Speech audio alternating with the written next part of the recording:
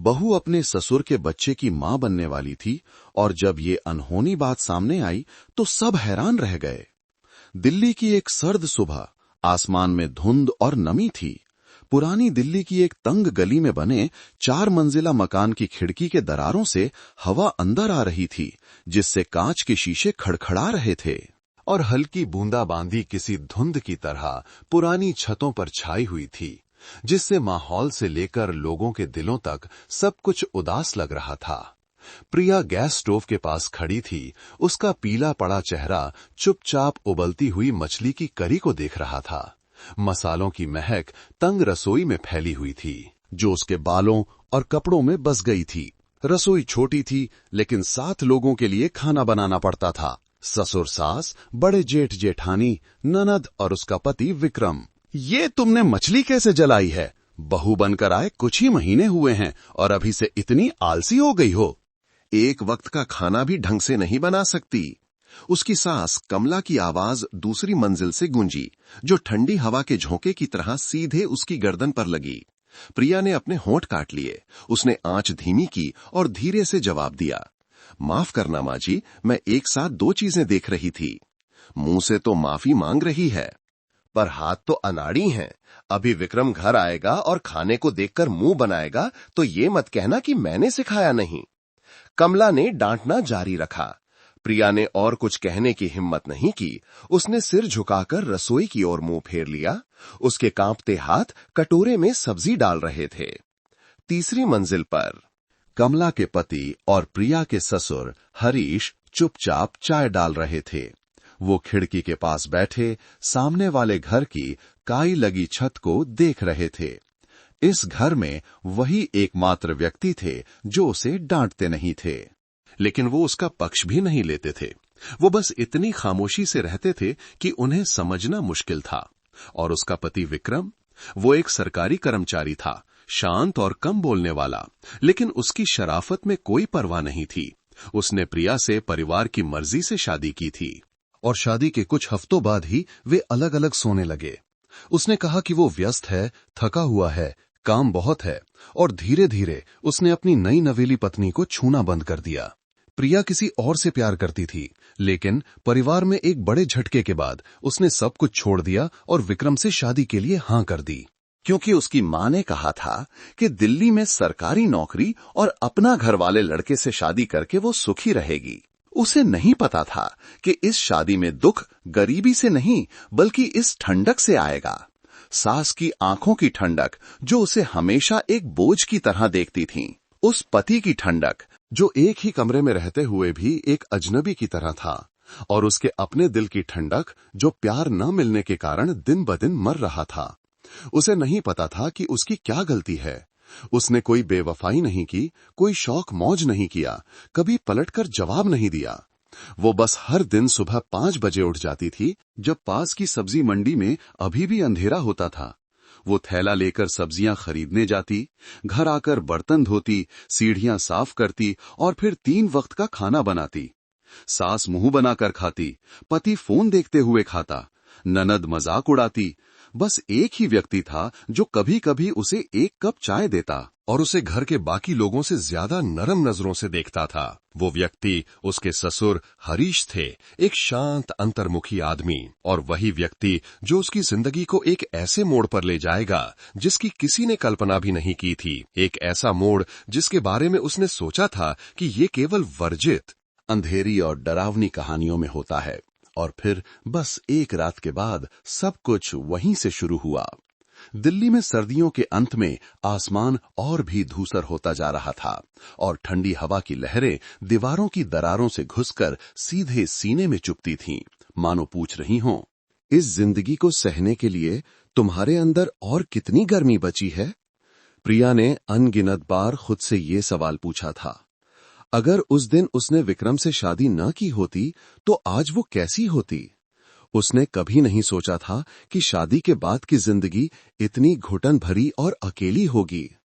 एक बंद गली में बना 4 मंजिला मकान, जिसमें कमरे और सुविधाएं तो थीं, लेकिन उसके लिए एक भी गर्म कोना नहीं था। हर मंजिल एक अलग दुनिया की तरह थी और नई बहू के लिए उसकी दुनिया हर तरह की जांच, डांट और बेरुखी का तहखाना थी।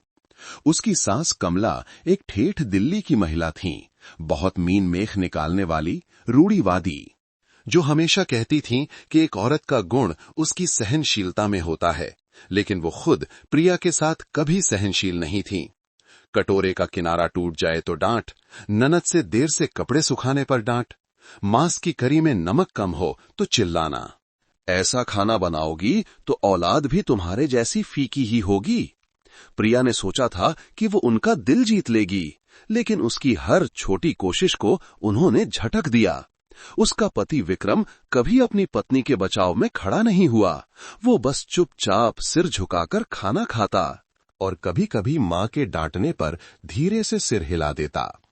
उसके लिए प्रिया एक ऐसे शादी के अनुबंध का हिस्सा थी जिसे दोनों परिवारों ने तय किया था। एक बार प्रिया को 102 डिग्री से ज्यादा बुखार था।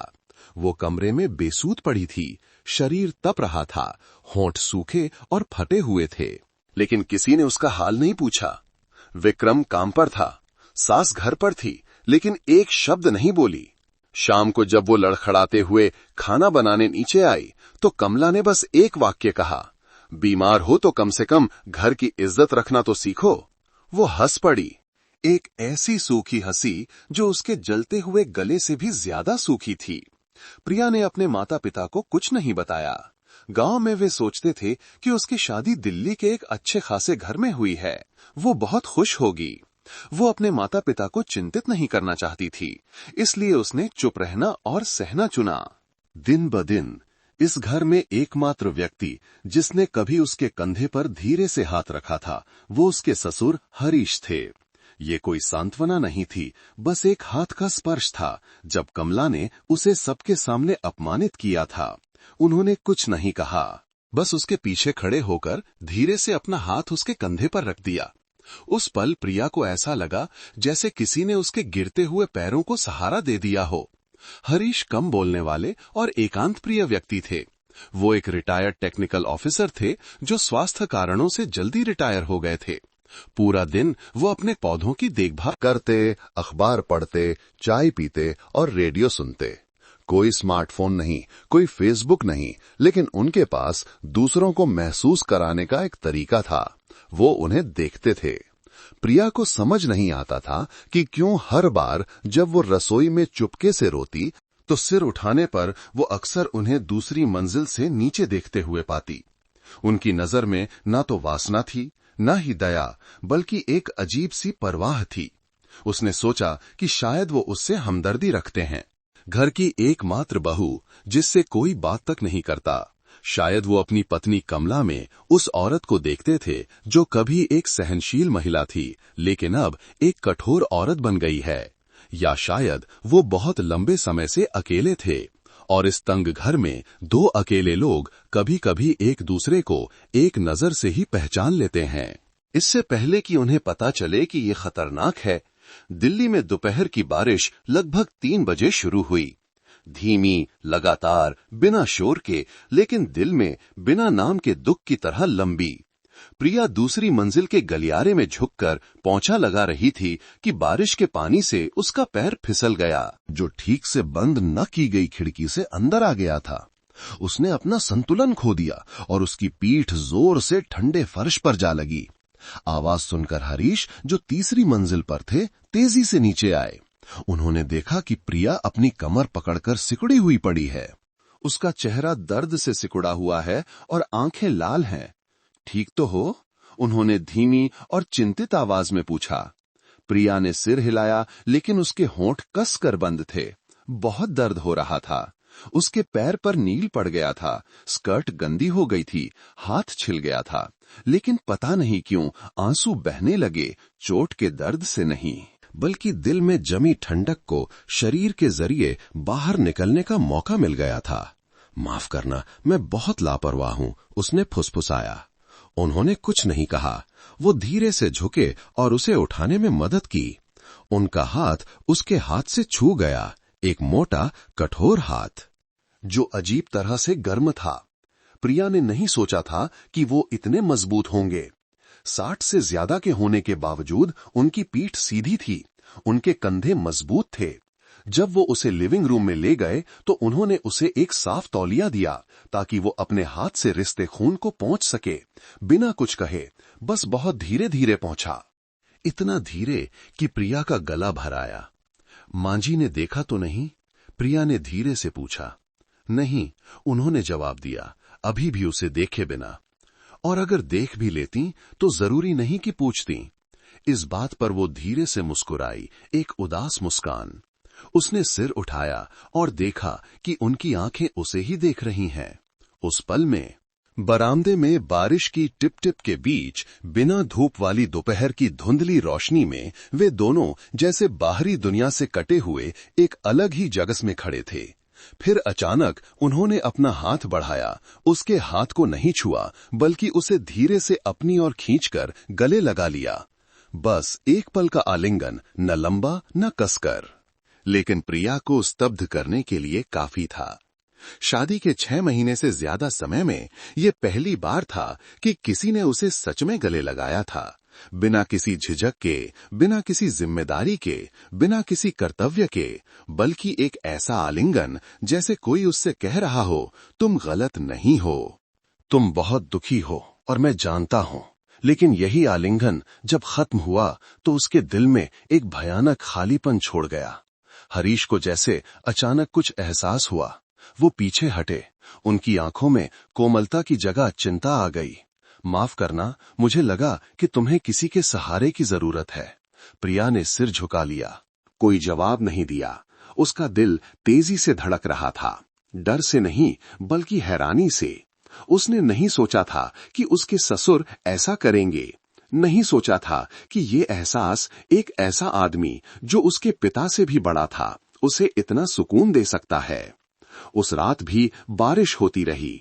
विक्रम खाना खाने घर नहीं आया। उसने मैसेज किया कि मीटिंग में व्यस्त है। सास ने आलसी कहीं की कहकर अपने कमरे का दरवाजा पटक दिया। घर शांत था। वो बिस्तर पर लेटी उस आलिंगन को याद कर रही थी।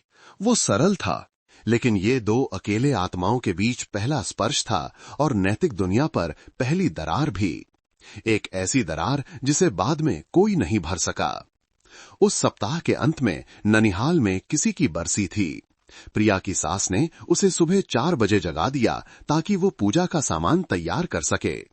वो चुपचाप सब्जियां धोती रही, चावल धोती रही, पकवान बनाती रही। दोपहर के करीब पूरा परिवार गाजियाबाद में अपनी एक रिश्तेदार के घर चला गया। ठंडी बूंदाबांदी में लंबा रास्ता थका देने वाला था। बरसी में बहुत लोग थे। पति के ननिहाल के ज्यादातर लोग बड़े बुजुर्ग थे जो बेबाकी से बात करते और भद्दे मजाक करते थे। प्रिया की सांस मेहमानों में व्यस्त थी। विक्रम फोन में लगा हुआ था और वो चाय परोसने, बर्तन उठाने में लगी रही और कुछ छेड़छाड़ भरे ताने सुनती रही, जैसे नई बहू तो सुंदर है, दादा दादी को पोता कब खिला रही हो, जो सुनकर दिल दुखता था। शाम को जब मेहमान चले गए, शराब की महफिल अभी भी जमी हुई थी। कुछ आदमी वहीं बैठकर पीते रहे, जिसमें हरीश भी थे। पता नहीं किसने पिलाई और किसने पी, लेकिन जब वे घर लौटे तो वो लड़खड़ा रहे थे। उनका चेहरा लाल था। प्रिया की सास ने घूर कर देखा। बुढ़ापे में भी इज्जत का ख्याल नहीं है, और आगे बढ़ गई। विक्रम अपनी मां और बहन को छोड़ने में व्यस्त था, इसलिए प्रिया को अपने ससुर के साथ टैक्सी में जाना पड़ा। रास्ते भर हरीश चुपचाप सिर शीशे से टिकाए बैठे रहे, आंखें आधी बंद थीं। प्रिया उनके बगल में बैठी थी। शरीर थका हुआ था, सिर चकरा रहा था और दिल बेचैन था। घर पहुंचकर उसने उनके लिए दरवाजा खोला, उन्हें कमरे तक ले गई। उसने उन्हें बिस्तर पर लिटाया। वो कुछ बड़बड़ाए और फिर सो गए। प्रिया अपने कमरे में गई, जुकाम की दवा ली, जल्दी से नहाया और बिस्तर पर गिर पड़ी। आधी रात के करीब उसकी नींद खुली। कमरा अंधेरा था। पता नहीं क्यों उसे सीने पर भारीपन महसूस हुआ, जैसे कोई उसे नीचे दबा रहा हो। नींद और जागने के बीच उसने तेज सांसों की आवाज सुनी। एक खुरदरा मर्द का हाथ अपनी गर्दन, कंधे और फिर नीचे सरकते हुए महसूस किया। उसने उसे हटाने की कोशिश की, लेकिन उसका शरीर इतना भारी था कि वो अपना हाथ नहीं उठा सकी। रुक जाओ, उसने फुसफुसाने की कोशिश की, लेकिन उसकी आवाज गले में ही दब गई। उस साये ने कुछ नहीं कहा। शराब की तेज गंध, एक अनजाना डर उस पर छा गया और उसे सपने और हकीकत के बीच के अंधेरे में खींच लिया। उसे ठीक से याद नहीं कि क्या हुआ, बस इतना पता है कि जब सुबह उसकी आंख खुली तो चादर अस्त व्यस्त थी, नाइटी खिसकी हुई थी और उसकी बाईं कलाई पर एक गहरा नीला निशान था, जैसे किसी बड़े आदमी की उंगलियों का निशान हो। वो झटके से उठ बैठी, दिल ढोल की तरह बज रहा था। उसका पति विक्रम रात घर नहीं आया था। उसे याद था कि उसने 11 बजे मैसेज किया था कि वो ऑफिस में सोएगा। सुबह जल्दी मीटिंग है, तो फिर कौन? निशान अभी भी दुख रहा था और ऐसा लग रहा था जैसे उसका पूरा शरीर भी दर्द कर रहा हो। प्रिया कमरे से बाहर निकली, उसके पैर कांप रहे थे। नीचे हरीश के कमरे का दरवाजा थोड़ा खुला था। उसने धीरे से धकेला। वो दीवार की ओर मुंह करके सो रहे थे, चादर ओढ़े हुए थे, लेकिन कल रात वाली शर्ट कुर्सी पर पड़ी थी। उसने कसकर अपने होंठ काट लिए, कांपते हाथों से शर्ट उठाई। शराब की गंध, पसीने की गंध और एक लंबा गहरा भूरा बाल जो उसी का था, कॉलर पर अटका हुआ था। वो वहीं जड़वत खड़ी रह गई। कुछ देर बाद ही वो सांस ले पाई, एक लंबी निराशा भरी सांस। उसने आगे सोचने की हिम्मत नहीं की। जो हुआ उसे नाम देने की हिम्मत नहीं की। क्या वो आदमी, उसका ससुर, जिसने कभी उसे पानी का गिलास दिया था, अपमानित होने पर उसके कंधे पर हाथ रखा था, जिसने उसे पिता की तरह गले लगाया था, क्या वही आखिरी सीमा पार कर गया था? या वो गलत समझ रही थी? क्या वो पागल हो रही थी? लेकिन उसके हाथ पर निशान असली था, पेट के निचले हिस्से में हल्का दर्द असली था, वो बाल असली था और उसके दिल में बसी दहशत पहले से कहीं ज्यादा असली थी। उस रात के बाद घर में सब कुछ धीमा, गाढ़ा और घुटन भरा हो गया। बारिश अभी भी हो रही थी, दिल्ली का आसमान अभी भी उदास था, लेकिन प्रिया के दिल में एक बड़ा तूफान धीरे धीरे गहरा हो रहा था। एक ऐसा एहसास जो डर, नफरत और अविश्वास का मिला जुला रूप था। हरीश, जिसे वो कभी इस घर में एकमात्र सहारा मानती थी, अब इतना अजनबी हो गया था कि वो उसे पहचान भी नहीं पा रही थी। वो अब उसे नहीं देखते थे, न कोई नजर, न कोई हालचाल, न कोई सामान्य बातचीत।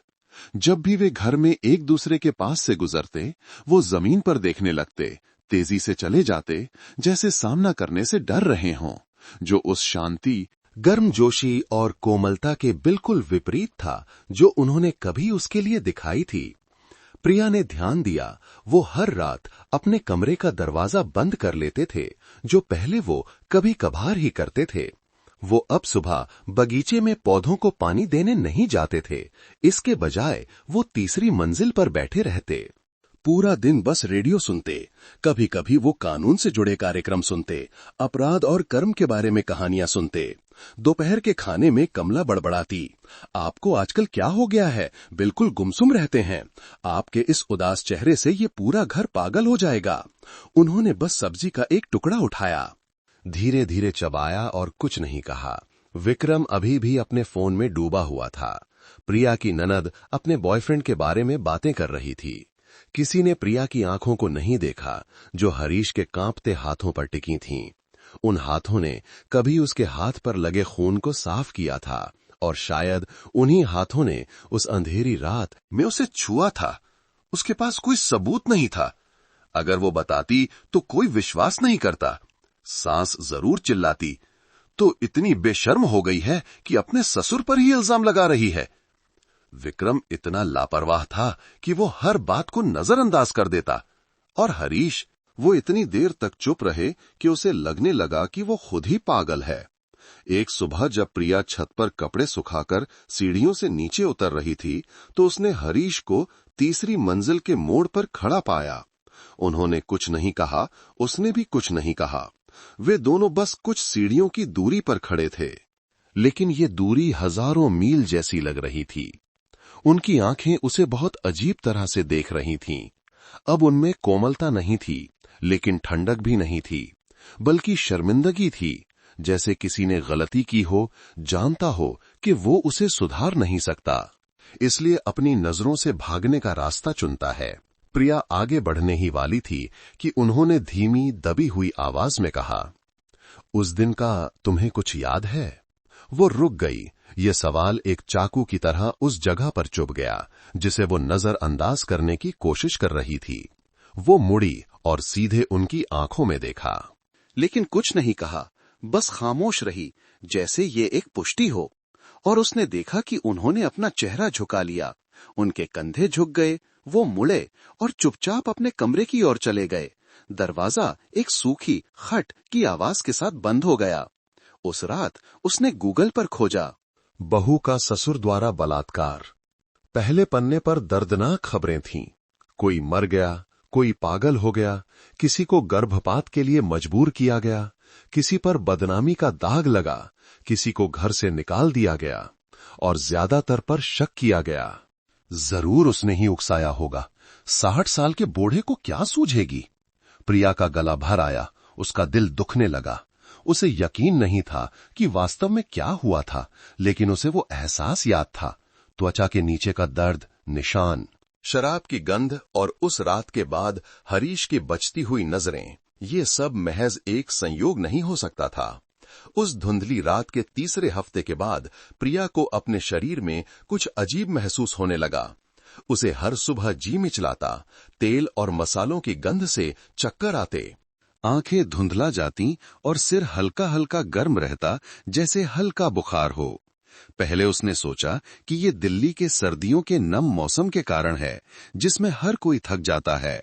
लेकिन फिर वो चौंक गई जब उसने देखा कि उसके पीरियड्स लगभग 10 दिन लेट हो गए हैं। उसने बार बार गिना।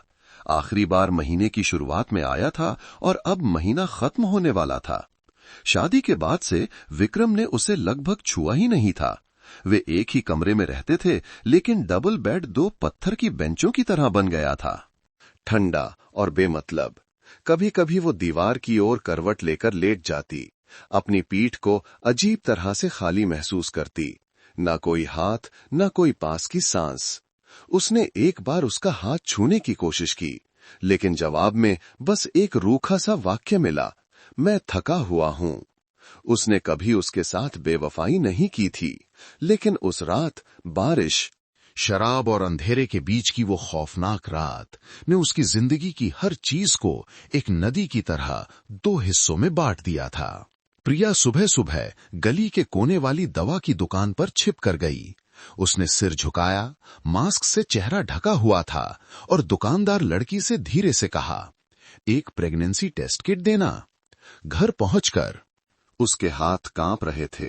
वो बाथरूम में गई और दरवाजा बंद कर लिया। उसने किट का इस्तेमाल किया, उसे सिंक के किनारे पर रखा, अपनी आंखें बंद कर लीं और चुपचाप गिनती की, 1, 2, 3, 4। आंखें खोलीं, 2 गहरी लाइनें, इतनी साफ जैसे बिना बादलों के आसमान में बिजली कड़क गई हो। वो ठंडे फर्श पर गिर पड़ी। उसका मुंह इतना सुन्न हो गया था कि वो एक शब्द भी नहीं बोल सकी। उसका पेट, जहां अब एक नई जिंदगी पल रही थी, एक गहरे गड्ढे की तरह महसूस हो रहा था, जो उसकी सारी सांसें खींच रहा था। उसे विश्वास नहीं हो रहा था। वो रो नहीं पा रही थी और न ही आगे सोच पा रही थी। बस एक सच था, ये बच्चा उसके पति का नहीं हो सकता था, और एकमात्र व्यक्ति जिसके वो शारीरिक और भावनात्मक रूप से करीब आई थी, वो हरीश थे। ठीक उसी समय दरवाजे के बाहर कमला की आवाज गूंजी, टॉयलेट में इतनी देर से क्या कर रही है? कोई बीमारी तो नहीं लग गई? अगर कोई बीमारी है तो अपने गांव जाकर इलाज करा, पूरे घर में मत फैला। उसने जल्दी से टेस्ट किट को अपनी आस्तीन में छिपाया, पानी चलाया, मुंह धोने का बहाना बनाया और कांपते हुए बाहर निकली। कमला ने उसे चाकू जैसी तेज नजर से घूरा। शक्ल तो देखो, जैसे किसी ने जबरदस्ती की हो। उनकी ये बात प्रिया को जड़ कर गई। एक एक शब्द सुई की तरह उसके शरीर में चुभ रहा था। अगर उन्हें पता होता कि उनका ये मजाक उसके दिल को चीर रहा है, तो क्या वो फिर भी ऐसा कह पाती? प्रिया कमरे में गई, दरवाजा बंद किया और एक ऐसे बच्चे की तरह सिकुड़ कर लेट गई जो बाजार में अपनी मां से बिछड़ गया हो। उसने पुरानी नमी वाली छत को देखा। रोशनी धुंधली थी और उसके दिमाग में सैकड़ों सवाल गूंज रहे थे। मैं क्या करूंगी? क्या इसे गिरा दूं? अगर रख लिया तो कौन विश्वास करेगा? कौन विश्वास करेगा कि बहू के साथ ससुर ने जबरदस्ती की? कौन विश्वास करेगा कि मैंने उसे नहीं उकसाया? खिड़की की दरार से हवा का एक झोंका आया जो इतना ठंडा था, लेकिन उस ख्याल से ज्यादा ठंडा नहीं था कि वो उस व्यक्ति का खून अपनी कोख में लिए हुए है जिसे वो कभी पापाजी कहती थी। अपनी प्रेगनेंसी का पता चलने के 3 दिन बाद भी प्रिया एक शब्द नहीं बोल पाई। उसने टेस्ट किट को एक छोटे से डिब्बे में छिपाकर अलमारी के सबसे निचले दराज में रख दिया। हर बार जब वो उसे देखती तो उसे अपने सीने में ऐसा दर्द होता जैसे किसी ने पत्थर रख दिया हो। वो वहीं पड़ा रहता, हिलता नहीं, लेकिन उसके सारे विचारों को उलझा देता। उसने गर्भपात के बारे में सोचा, इसलिए नहीं कि वो बच्चे से नफरत करती थी, बल्कि इसलिए कि उसमें सच के साथ जीने की हिम्मत नहीं थी। इस समाज में एक अकेली मां के लिए जीना पहले से ही मुश्किल है। एक ऐसी मां जो किसी और के बच्चे को जन्म दे रही हो, और भी ज्यादा मुश्किल। लेकिन प्रिया के लिए वो जिस बच्चे को पाल रही थी वो एक अंधेरी रात का नतीजा था। उस आदमी का खून था जिसे वो नाम के लिए पिता कहती थी। उसे नफरत महसूस नहीं हुई, न ही प्यार, बस अपमान महसूस हुआ। उस शाम उसने अपनी सास से झूठ बोला कि उसकी एक पुरानी दोस्त से मुलाकात है। कमला ने मुंह बनाया, इस वक्त कौन सी दोस्त? जाओ तो जल्दी आना, वरना मैं दरवाजा बंद कर दूंगी, फिर चिल्लाना मत। उसने चुपचाप सिर हिलाया, कोट पहना और बैग ले लिया। दिल्ली में सर्दियों में जल्दी अंधेरा हो जाता है। 6 बजे ही घना अंधेरा छा गया था। वो बस से एक प्राइवेट क्लिनिक गई जिसके बारे में उसने इंटरनेट पर खोजा था। गोपनीय गर्भपात, ज्यादा सवाल नहीं। वो वेटिंग रूम में बैठी थी। उसके बगल में कुछ युवा लड़कियां थीं जिन्होंने मास्क से अपना चेहरा ढका हुआ था। उनकी आंखों में घबराहट थी। वो भी वैसी ही थी, अपनी उंगलियों से अपने कपड़ों का कोना मरोड़ रही थी, आंखें छत की ओर देख रही थीं, नाक में जलन हो रही थी और दिमाग में लगातार एक ही सवाल गूंज रहा था, क्या मैं सही कर रही हूं? जब उसकी बारी आई तो डॉक्टर ने पूछा, कितने हफ्ते का है?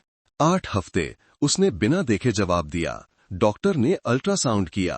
धुंधले स्क्रीन पर एक छोटा सा गोला दिखाई दिया जो धीरे धीरे धड़क रहा था, जैसे कोई दरवाजे पर हल्की दस्तक दे रहा हो। दिल की धड़कन साफ है, बहुत स्वस्थ है, गर्भ स्थिर है। अगर तुम इसे गिराना चाहती हो तो तुम्हें कागजात भरने होंगे और सहमति पत्र पर हस्ताक्षर करने होंगे। तुम पक्का हो? प्रिया चुप रही, फिर सिर हिला दिया। उसे सहमति पत्र दिया गया। उसने कलम उठाई, लेकिन जैसे ही कलम की नोक कागज को छूने वाली थी, डॉक्टर ने बहुत धीरे से कहा, बच्चा स्वस्थ है। तुम्हारी जैसी जवान लड़की अगर इसे गिरा देगी तो बाद में जब तुम चाहोगी तो जरूरी नहीं कि आसानी से हो। उसका हाथ रुक गया। उसकी आंखें स्क्रीन पर टिक गईं, जहां बच्चे का दिल अभी भी धड़क रहा था। 1, 2, 3, जैसे दिल की धड़कन मां को पुकार रही हो। उसके आंसू चुपचाप बहने लगे। वो उठी, सहमति पत्र को मोड़ा, उसे मेज पर रखा और चुपचाप क्लिनिक से बाहर चली गई। बाहर हल्की बूंदाबांदी हो रही थी। वो एक बरामदे के नीचे खड़ी हो गई। हवा ठंडी थी और सड़क के उस पार पीली रोशनी के नीचे एक आदमी अपनी मोटरसाइकिल के सहारे खड़ा था। उसने पुराना कोट और टोपी पहन रखी थी और उसकी आंखें उसी की ओर देख रही थीं। वो हरीश थे। वो स्तब्ध रह गई। उसे नहीं पता था कि वो कब आए, नहीं ये कि उन्हें कैसे पता चला कि वो यहां है। बस इतना पता था कि उनकी आंखें अब पहले की तरह उससे बच नहीं रही थीं, बल्कि ये उस व्यक्ति की नजर थी जो जानता था कि उसने गलत की आखिरी हद को छू लिया है। वो वापस नहीं मुड़ी, न ही कुछ कहा।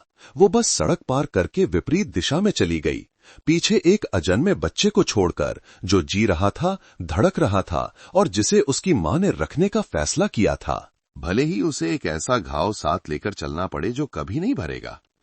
उस रात प्रिया जब घर पहुंची तो घड़ी में 10 बज चुके थे। पूरी गली शांत हो चुकी थी। पीली रोशनी गीले फर्श पर पड़ रही थी और उस पर भी एक ऐसी ठंडक डाल रही थी जो हड्डियों तक महसूस हो रही थी। वो सीधे अपने कमरे में गई, बत्ती नहीं जलाई।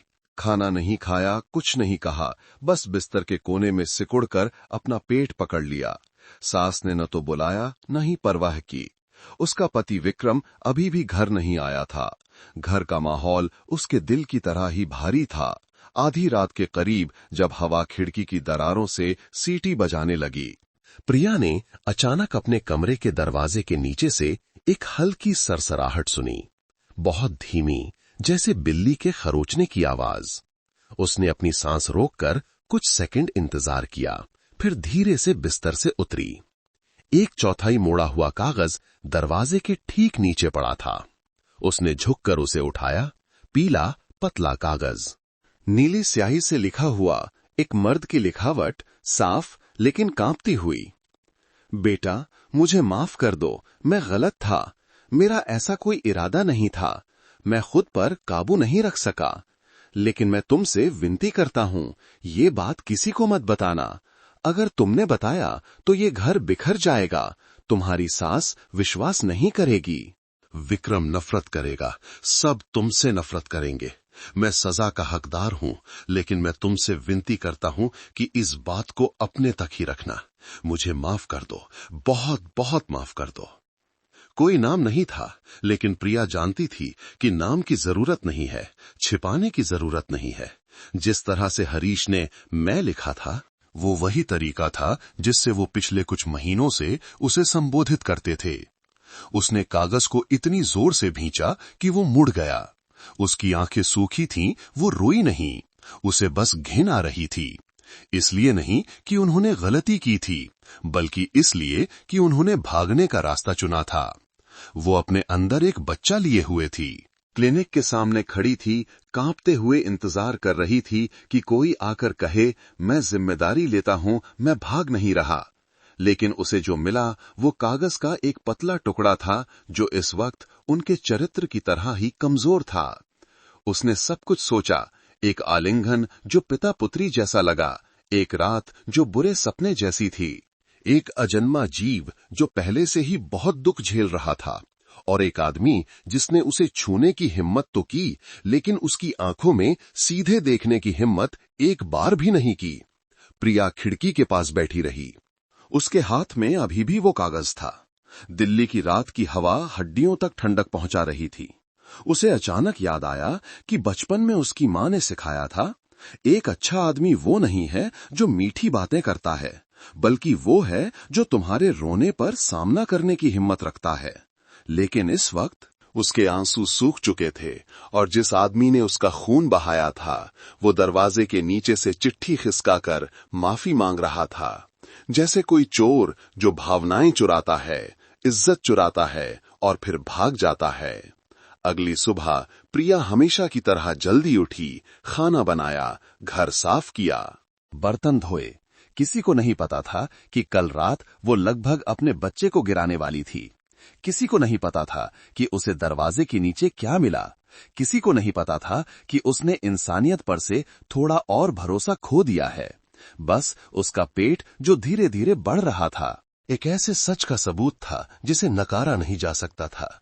चाहे कोई भागे, कोई इनकार करे, कोई नकारे, बच्चा मौजूद था, और वो एक टाइम बम की तरह था जो उस परिवार को उड़ाने का इंतजार कर रहा था, जिसे हरीश एक कांपते हुए कागज के टुकड़े से बचाने की भीख मांग रहे थे। सोमवार की सुबह प्रिया रसोई साफ कर रही थी कि कमला ऊपर से नीचे उतरी। हाथ में कूड़े का थैला था और मुंह में बड़बड़ाहट। इस पूरे घर में बस बहू ही खाली है, लेकिन काम तो कहीं का नहीं होता। रसोई कैसे साफ की है कि इतनी चिकनाई जमी है? चाहती हो कि मैं खाने की जगह तेल पी लूं? प्रिया ने सिर झुकाकर धीमी आवाज में कहा। माफ करना मां जी, मैं दोबारा साफ कर दूंगी। कमला को माफी नहीं चाहिए थी, उसे गुस्सा निकालना था। उसके लिए बहू को डांटना एक शक्ति थी, जैसे लोग घर में पालतू जानवरों को नियंत्रित करते हैं। लेकिन आज सुबह वो वहीं नहीं रुकी। उसने हाथ बांधे और प्रिया को सिर से पांव तक घूरा। उस चालाक औरत की आंखें सिकुड़ गईं। उसकी नजर चाकू की तरह एक एक परत को चीर रही थी। आजकल तू कुछ बदली बदली लग रही है प्रिया। प्रिया रुक गई। उसके हाथ में अभी भी पोंछा था, लेकिन उसकी पीठ पसीने से भीग गई थी। क्या बदला है मां जी? कमला पास आई। उसकी आवाज धीमी और हल्की थी। चेहरा पीला है, शरीर थका हुआ है, मांस की गंध से मुंह बनाती है, सुबह सुबह उल्टियां करती है। शहर की लड़की होकर इतने दिन तक जुकाम तो नहीं रहेगा? प्रिया ने फुसफुसाया। मुझे लगता है बस ठंड लग गई है, कमला ने बात काट दी। मुझे बेवकूफ मत समझ, मैंने 2 बच्चे पैदा किए हैं, मुझे पता है। एक लंबी खामोशी छा गई। इससे पहले कि प्रिया कुछ कहती, कमला ने पहले ही कह दिया, तू प्रेग्नेंट है ना? प्रिया का सीना कस गया। उसने सिर हिला दिया। वो छिपा नहीं सकती थी। कमला कुछ सेकंड चुप रही, फिर उसके होठों पर एक मुस्कान आई। आखिरकार तुमने वो काम कर ही दिया जो करना था। ये वाक्य एक थप्पड़ की तरह था। करना था, इसका मतलब था कि उसके लिए गर्भवती होना 2 प्यार करने वालों का मामला नहीं था, बल्कि एक कर्तव्य था। खानदान को वारिस देने का एक दायित्व। प्रिया ने घूंट निगला और नीचे देखने लगी। कमला ने धीरे से आवाज बदली, लेकिन अब हमें अल्ट्रासाउंड और कागजात बनवाने होंगे। कितने हफ्ते हो गए? प्रिया चुप रही। कमला ने भौहें से कोड़ी, जवाब दे। लगभग 8 हफ्ते। कमला का चेहरा पत्थर जैसा हो गया। 8 हफ्ते? लेकिन पिछले महीने विक्रम तो 2 हफ्ते के लिए शहर से बाहर था। तुझे यकीन है? प्रिया ने कुछ नहीं कहा। खामोशी कभी कभी सबसे दर्दनाक कबूलनामा होती है। कमला सीधी खड़ी हो गई, आंखें बिना झपकाए। तू किसके साथ सोई थी? प्रिया मुड़ी और जाने लगी। तू किसके साथ सोई थी? वो चिल्लाई, आवाज पूरे घर में गूंज गई। शांत घर अचानक हंगामे में बदल गया। कुर्सी गिरने की आवाज, ऊपर से तेज कदमों की आवाज। विक्रम अपने कमरे से नीचे आया, हैरान। क्या हुआ मां? कमला ने प्रिया की ओर इशारा किया। उसकी आवाज गुस्से से कांप रही थी। तेरी पत्नी प्रेग्नेंट है 8 हफ्ते से, जबकि आधे महीने पहले तू बाहर था। पूछ इससे कि इस बच्चे का बाप कौन है? विक्रम प्रिया की ओर मुड़ा। उसकी आंखों में घबराहट थी। प्रिया ने कुछ नहीं कहा, एक शब्द भी नहीं। उसी समय सीढ़ियों से हरीश भी पानी का गिलास हाथ में लिए नीचे आए। उनकी नजर प्रिया की नजर से मिली, बस एक पल के लिए, और फिर वो चुपचाप मुड़े और वापस ऊपर चले गए। हर कदम जैसे अपने ही छोड़े हुए खून के धब्बों पर पड़ रहा हो। उस रात दिल्ली में मूसलाधार बारिश हो रही थी। हवा बार बार खिड़की के शीशों से टकरा रही थी और एक बेबस की लंबी आह की तरह सीटी बजा रही थी। छोटी गली में बना घर, जो पहले से ही ठंडा था, अब तनाव और घुटन के माहौल से और भी ज्यादा भर गया था। दोपहर में कमला द्वारा पूछताछ किए जाने के बाद प्रिया जैसे बेजान हो गई थी।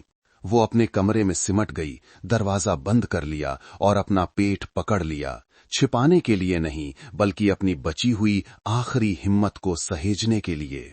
उसके दिमाग में उथल पुथल मची थी। मुझे क्या करना चाहिए? बता दूं या चुप रहूं? कौन विश्वास करेगा? क्या कोई विश्वास करेगा?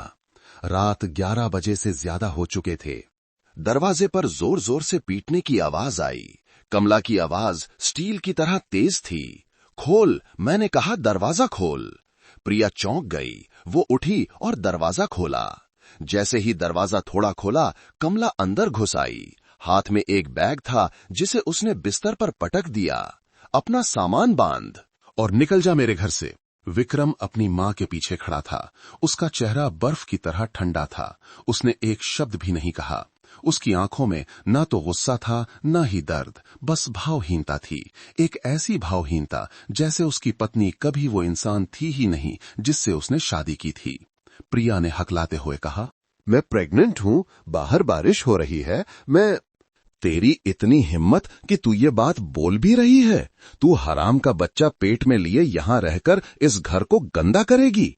मैंने तुझे मारा नहीं, यही बहुत है। प्रिया जड़वत खड़ी रह गई। कमला ने कंबल खींचा, सारे कपड़े उठाए, उन्हें एक फटे हुए बैग में फेंका। इतनी जल्दी में जैसे कूड़ा फेंक रही हो। जिस तरह से वो एक एक चीज समेट रही थी, जैसे वो पापों का ढेर समेट रही हो जिसे जल्द से जल्द बाहर फेंकना जरूरी हो। प्रिया विक्रम की ओर मुड़ी। उसकी आंखों में मदद की गुहार थी। तुम खुद जानती हो कि तुमने क्या किया है। विक्रम की आवाज सपाट और रूखी थी। मैं और कुछ नहीं सुनना चाहता। किसी ने नहीं पूछा कि बच्चा किसका है, किसी ने नहीं पूछा कि उसे मदद की जरूरत है या नहीं, किसी ने परवाह नहीं की कि वो रात में बारिश में कहां जाएगी, उस पेट के साथ जिसमें एक नन्ही जान थी, हरीश। एकमात्र व्यक्ति जो एक शब्द कह सकता था वो भी नहीं दिखा। उनके कमरे का दरवाजा बंद था, बत्ती बंद थी, जैसे वो कभी इस घर में थे ही नहीं। रात 11:30 बजे घर का गेट खुला। प्रिया भीगते हुए बरामदे में खड़ी थी। हाथ में एक फटा हुआ कपड़े का बैग था जिसमें कुछ कपड़े और एक पानी की बोतल थी। उसके पास फोन नहीं था क्योंकि सास ने दोपहर में ही ले लिया था, ये कहकर कि वो बाहर गंदी खबरें फैलाने से बचेगी। भारी बारिश हो रही थी, हवा चेहरे पर लग रही थी, बरामदे की छत टपक रही थी, पानी की बूंदें उसके कंधे पर गिर रही थीं। वो घर के गेट के एक कोने में सिकुड़कर बैठ गई। किसी ने दरवाजा नहीं खोला, किसी ने अलविदा नहीं कहा। उसे एक गर्भवती महिला को कचरे की तरह फेंक दिया गया था, जिसे उस इज्जतदार घर को गंदा करने से पहले हटाना जरूरी था। वो वहीं खड़ी रही। उसे नहीं पता था कि कहां जाए। दोस्त कम थे, रिश्तेदार गांव में थे, दिल्ली में कोई नहीं था जो इस वक्त उसकी मदद कर सकता। पेट के निचले हिस्से में रह रहकर दर्द हो रहा था, पता नहीं ठंड से, भूख से या उस सदमे से जो उसकी मां ने अभी अभी झेला था।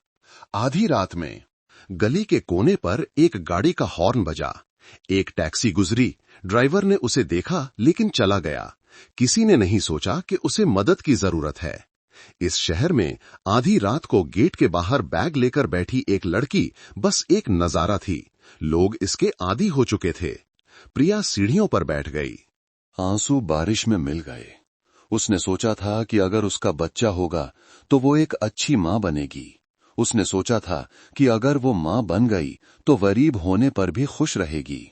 लेकिन इस वक्त ये पेट एक त्रासदी का सबूत था और सबकी नजरों में वो बस एक बदचलन औरत थी जो सजा की हकदार थी। हवा उसके बालों में घुस रही थी, बारिश उसके गालों पर पड़ रही थी और उसके दिल में बस एक ही ख्याल था, अगर कल सुबह किसी को मेरी याद नहीं आई तो क्या इस दुनिया को मेरे जैसे किसी के होने की जरूरत है। सुबह होने लगी, बारिश रुक गई, लेकिन हवा अभी भी ठंडी थी। दिल्ली सुबह 4 बजे एक पीले पड़े कागज की तरह धुंधला था, न सफेद न काला, बस एक खामोश ग्रे रंग जो लोगों को खालीपन में धकेल देता था। प्रिया गली के कोने के पास एक बस स्टॉप पर सिकुड़ी बैठी थी। उसका पतला कोट भीगा हुआ था, स्कर्ट के निचले हिस्से में कीचड़ लगा था, उसकी आंखें गहरी और धसी हुई थीं। पेट के निचले हिस्से में हल्का हल्का दर्द हो रहा था। उसे नहीं पता था कि वो ठंडी लोहे की बेंच पर कितनी देर सोती रही। बस इतना पता था कि जब वो उठी तो उसके दोनों हाथ सुन्न हो चुके थे। एक स्कूटर बस स्टॉप के सामने रुका। 50 के पार की एक महिला हरे रंग की विंडशीटर और टोपी पहने पोहा खरीदने के लिए रुकी। प्रिया को देखकर वो धीमी हो गई। वो धीरे धीरे पास आई, बिना किसी जल्दबाजी के। उसकी आंखों ने उसे ऐसे देखा जैसे कुछ जाना पहचाना देख रही हो। बेटी, तुम इस तरह यहां क्यों बैठी हो? प्रिया सिर हिलाने वाली थी, फिर सिर झुका लिया, आंसू जिन्हें वो रोक नहीं पा रही थी बहने लगे। वो बताना नहीं चाहती थी, लेकिन अब छिपाने की हिम्मत भी नहीं थी। महिला ने अपनी डिग्गी से एक साफ तौलिया निकाला, उसे प्रिया के कंधों पर लपेटा और धीरे से उसे उठाया। कोई बात नहीं, मेरे साथ चलो, मेरे घर चलो, मुंह हाथ धो लो, कुछ गर्म खा लो, फिर सोचना। प्रिया ने विरोध नहीं किया। वो बस एक डूबते हुए इंसान की तरह उसके पीछे चली गई, जो बाढ़ के बीच बहती हुई आखिरी टहनी को पकड़ रहा हो। उस महिला का घर एक छोटी सी गली में था, प्रिया के पुराने घर से 3 किलोमीटर से भी कम दूर। एक मंजिल का घर, चूने की दीवारें, टिन की छत, लेकिन साफ और गर्म। हवा में चाय की, धूप में सुखाए गए चादरों की और कुछ बहुत ही घरेलू सी महक थी। मेरा नाम शांति है, उन्होंने चाय बनाते हुए कहा। मैं अकेली रहती हूं, पहले नर्स थी, जल्दी रिटायर हो गई। तुम थोड़ी देर आराम करो, मैं दलिया बनाती हूं। प्रिया कुर्सी पर बैठी, दोनों हाथों से गर्म चाय का कप पकड़े हुए, आंखें लाल थीं। मेरा नाम प्रिया है, मैं प्रेग्नेंट हूं, मुझे घर से निकाल दिया गया है। शांति आंटी ने तुरंत कुछ नहीं पूछा। उन्होंने बस धीरे से सिर हिलाया और फिर धीमी आवाज में कहा, मेरे घर कई लड़कियां इससे भी ज्यादा भयानक कहानियां लेकर आई हैं, लेकिन कोई बात नहीं। मैं किसी को जज नहीं करती। तुम बस मुझे ये बताओ कि तुम इस बच्चे को रखना चाहती हो या नहीं। प्रिया ने अपने होंठ काटे और धीरे से सिर हिला दिया। तो ठीक है, रखो। मैं तुम्हारी जांच करवाने में मदद करूंगी, तुम्हारे खाने पीने और रहने का इंतजाम करूंगी, जब तक तुम खुद अपने पैरों पर खड़े होने के लिए मजबूत नहीं हो जाती। प्रिया ने सिर उठाया, आंसू बिना आवाज के बह रहे थे। आंटी, आप मेरी मदद क्यों कर रही हैं? शांति आंटी कुछ देर चुप रहीं, क्योंकि एक जमाने में मैं भी तुम्हारी तरह थी। मुझे भी आधी रात को सड़क पर धकेल लिया गया था। मैंने भी सब कुछ खत्म करने के बारे में सोचा था, लेकिन एक इंसान ने सही समय पर मेरी ओर हाथ बढ़ाया था। अब मैं बस वही एक दूसरी बेटी को लौटा रही हूं। प्रिया अपना चेहरा ढककर रोने लगी। कल रात की तरह सिसक सिसक कर नहीं, बल्कि उस तरह का रोना जब इंसान को पता चलता है कि उसके दिल में अभी भी कोमलता के लिए जगह है। उस दोपहर शांति आंटी प्रिया को एक गायनेकोलॉजिस्ट के पास ले गईं। डॉक्टर ने अल्ट्रासाउंड करते हुए मुस्कुराया। बच्चा ठीक है, दिल की धड़कन मजबूत है। ये बच्ची ठंड बहुत अच्छी तरह सह लेती है। प्रिया ने अपने होंठ भींचे और शांति आंटी का हाथ कसकर पकड़ लिया। महीनों तक अंधेरे में रहने के बाद पहली बार उसे अपने दिल में एक छोटी सी धुंधली लेकिन सच्ची रोशनी की किरण दिखाई दी, और वो जान गई कि उसके पेट में बच्चा यूं ही नहीं आया है। वो अपनी मां को गहरे गड्ढे से बाहर निकालने आया है। वो उसके जीने की वजह है, और इस बार वो अपने लिए जिएगी। शांति आंटी के साथ रहने के एक हफ्ते बाद प्रिया का पीलापन कम हो गया था। वो दलिया खा पा रही थी, सो पा रही थी। मौसम बदलने पर पेट में अभी भी हल्का दर्द होता था, लेकिन अब उन तेज ऐंठन की तरह नहीं था जो उसे पुराने घर की सीढ़ियों पर सिकुड़ते हुए महसूस होती थी। शांति आंटी उसकी देखभाल अपनी बेटी की तरह करती थीं। ज्यादा सवाल नहीं पूछती थीं, लेकिन हमेशा जानती थीं कि कब चुप रहना है, कब धीरे से उसकी पीठ सहलानी है और कहना है, सब ठीक हो जाएगा बेटी। एक दोपहर हल्की बारिश हो रही थी। शांति आंटी रसोई में सेब छील रही थीं। उनकी आवाज धीमी हो गई। मैं तुमसे एक सवाल पूछना चाहती हूं, लेकिन अगर तुम जवाब नहीं देना चाहती तो कोई बात नहीं। प्रिया ने सिर उठाया। जिसने तुम्हें गर्भवती किया, वो कौन है? प्रिया ने तुरंत जवाब नहीं दिया। फिर उसने धीरे से कहा, मेरे ससुर। शांति आंटी के हाथ में चाकू रुक गया। सदमे से नहीं, बल्कि ऐसा लगा जैसे उन्होंने अंदाजा लगा लिया हो। उनका नाम क्या है? हरीश। शांति आंटी चुप हो गईं, फिर धीरे से सेब का टुकड़ा प्लेट में रखा, हाथ पोंछे। उनकी आंखें कहीं दूर देख रही थीं। तो ये वो है? प्रिया हैरान थी। आप हरीश जी को जानती हैं? हाँ, जानती हूँ। बहुत साल पहले वो मेरे नीचे काम करते थे, जब मैं अस्पताल में नर्सिंग सुपरवाइजर थी। वो एक अच्छे मेडिकल टेक्नीशियन थे, शांत लेकिन बहुत अंतर्मुखी। तो आपने जल्दी रिटायरमेंट क्यों ले ली? मुझे निलंबित कर दिया गया था क्योंकि मैंने अस्पताल के निदेशक के भ्रष्टाचार का पर्दाफाश करने की हिम्मत की थी। उस समय हरीश ही एकमात्र व्यक्ति थे जो मेरे पक्ष में खड़े हुए, लेकिन इसी वजह से उन्हें परेशान किया गया। बाद में उनका तबादला हो गया और फिर उन्होंने जल्दी रिटायरमेंट ले ली। प्रिया स्तब्ध रह गई। उसने विक्रम के घर में किसी को भी इस बारे में बात करते नहीं सुना था। हरीश बस एक शांत बूढ़े आदमी थे जो चाय डालते थे, अखबार पढ़ते थे और अपने ही घर में एक साई की तरह रहते थे। शांति आंटी ने आगे कहा, हरीश को परिवार में कभी एक मर्द की तरह नहीं माना गया। तुम्हारी सास कमला ने उनसे प्यार के लिए शादी नहीं की थी। उनका पहले से ही एक नाजायज बेटा था। नाजायज बेटा? प्रिया चौंक गई। हाँ, तुम्हारा पति विक्रम हरीश का असली बेटा नहीं है। वो कमला और उसके पुराने प्रेमी का बेटा है। वो आदमी भाग गया। उसने हरीश से शादी की ताकि बच्चे को एक नाम मिल सके। जब विक्रम 3 साल का हुआ, तब उसका जन्म प्रमाण पत्र दोबारा बनवाया गया और उसे पति का उपनाम दिया गया। प्रिया का दिल जोर जोर से धड़कने लगा। उसे ऐसा लगा जैसे धुन की परतें धीरे धीरे हट रही हैं और एक ऐसे परिवार की संरचना सामने आ रही है जो जड़ से ही विकृत था। तो हरीश एक ऐसी पत्नी के साथ रहते थे जो उनसे प्यार नहीं करती थी। एक ऐसे बेटे को पालते थे जो उनका खून नहीं था। हाँ, मैंने एक बार उनसे पूछा था कि क्या उन्हें पछतावा है। वो बस हंसे, है, लेकिन अब वापस जाने में बहुत देर हो चुकी है। शांति आंटी ने एक लंबी सांस ली। उनकी आंखों में उदासी थी, जैसे उन्होंने खुद उन चोटों को सहा हो।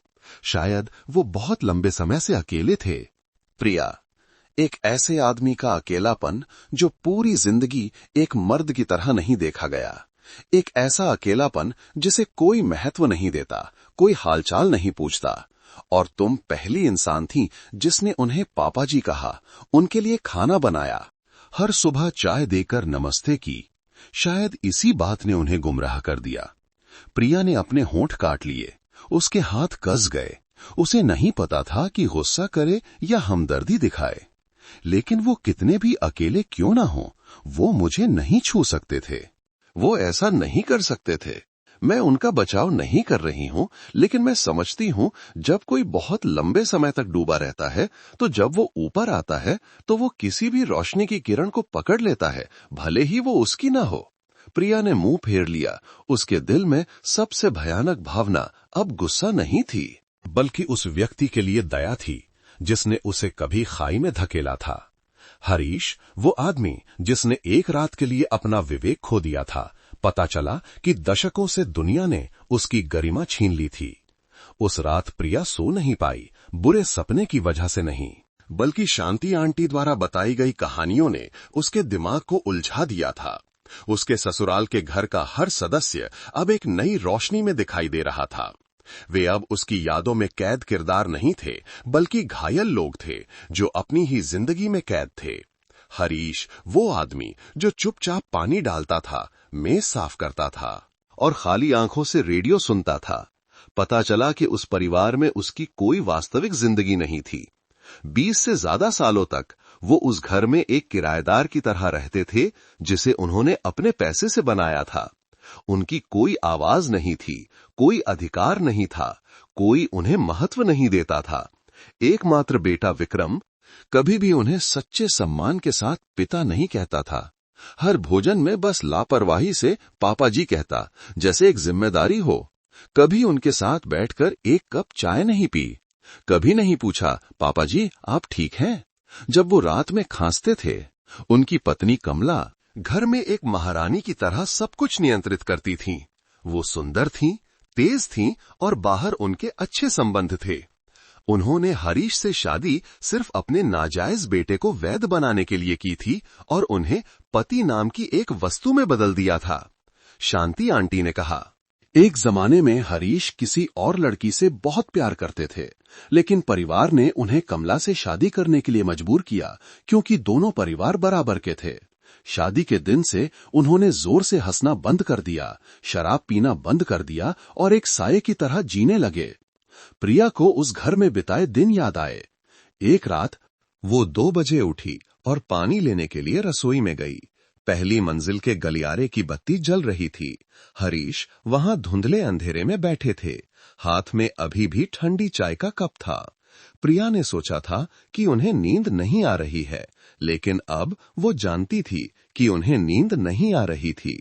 उन्होंने जीने की दिशा खो दी थी और फिर वो आई, एक युवा सीधी साधी लड़की जो उन्हें पापा जी कहती थी, उनके लिए चाय डालती थी, उनका पसंदीदा खाना बनाती थी।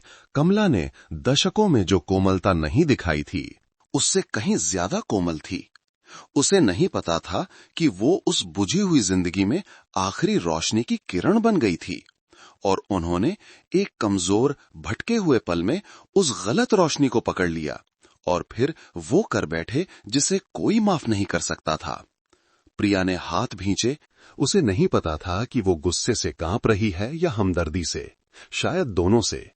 उसे याद आया जब कमला ने पहली बार उससे कहा था, ये घर मैंने बनाया है, जो मेरी सुनेगा वो रहेगा, जो खिलाफ जाएगा वो चला जाएगा। उस समय उसने सोचा था कि ये सिर्फ एक शक्तिशाली वाक्य है, लेकिन अब वो समझ गई, कमला, जिसने उस घर में सारे नियम बनाए थे, वही हर दरार की जड़ थी। उन्होंने एक ऐसे व्यक्ति से शादी की जिससे वो प्यार नहीं करती थीं। किसी और के साथ बच्चा पैदा किया, अपने पति से आदेशों और जांच पड़ताल से बात की, अपने बेटे को पिता का अपमान करना सिखाया, अपनी बहू को सहना सिखाया और सबको उस चीज के अनुसार जीने के लिए मजबूर किया जिसे परिवार की परंपरा कहा जाता था, जो वास्तव में जड़ से ही टूटे हुए पारिवारिक व्यवस्था का एक मुखौटा था। प्रिया ने अपने पेट को देखा जो थोड़ा थोड़ा उभरने लगा था। ये बच्चा उन सभी चीजों का परिणाम था, परिणामों की एक श्रृंखला। 3 पीढ़ियों तक चली एक त्रासदी की एक गांठ, और वो जिसे एक बच्चलन लड़की माना जाता था, अब एकमात्र व्यक्ति थी जो सच जानती थी और हर दिन उसके साथ जी रही थी। फिर से बारिश हो रही थी। दिल्ली में मार्च का महीना। पता नहीं चल रहा था कि ये वसंत है या बची हुई सर्दी। बारिश तेज नहीं थी, लेकिन इतनी लगातार थी कि त्वचा में समा जाए और पहले से ही बिखरे हुए विचारों को और ठंडा कर दे। प्रिया आईने के सामने बैठी, छोटे कमरे की पीली रोशनी उसके पतले चेहरे पर पड़ रही थी। उसके लंबे बाल थोड़े उलझे हुए थे, आंखें धसी हुई थीं, होंठ पीले थे। वो अब शादी के जोड़े में सजी वो युवा लड़की नहीं थी। वो अब एक मां थी। कानूनी कागजातों की वजह से नहीं, किसी की मान्यता की वजह से नहीं, बल्कि इसलिए कि उसके अंदर एक जीव था जो हर रात पेट की दीवार पर धीरे से लात मारता था, जैसे पूछ रहा हो कि उसकी मां और जीना चाहती है या नहीं। शांति आंटी कुछ दिनों के लिए काम से बाहर गई थीं। घर शांत था, बस टिन की छत पर बारिश की टिप टिप और एफएम रेडियो पर बजती एक अजीब सी उदास धुन थी। वो उठी और छोटे से आंगन में गई। हवा उसके कपड़ों से गुजरी। उसका 3 महीने का पेट थोड़ा सा उभरा हुआ था। अभी साफ नहीं था, लेकिन ये एहसास कराने के लिए काफी था कि वो अब अकेली नहीं है। पिछले कुछ समय से वो सोच रही थी, रखूं या न रखूं, बताऊं या न बताऊं, माफ करूं या गुस्सा निकालूं, आगे बढ़ूं या रुक जाऊं।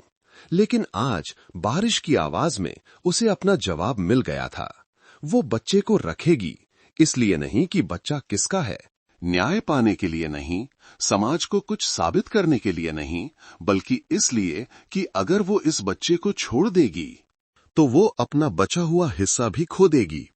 बच्चे को रखना उस दिल को रखना था जिसे रौंदा गया था, लेकिन जो अभी भी प्यार करना जानता था।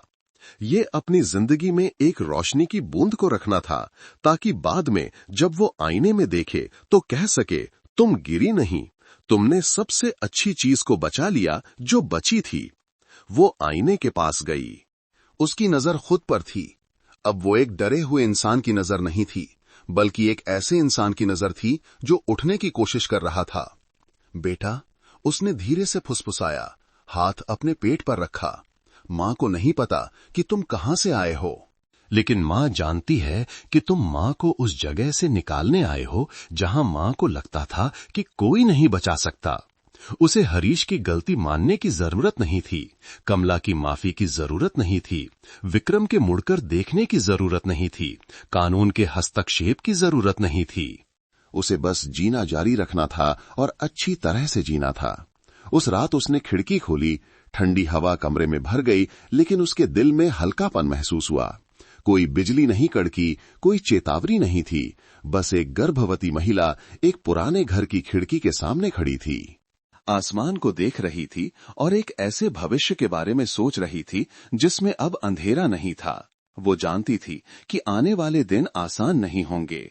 लोग उसे डांटेंगे, लोग उसके बच्चे का मजाक उड़ाएंगे, कंपनियां उसे नौकरी देने से मना कर देंगी क्योंकि उसका रिकॉर्ड साफ नहीं है।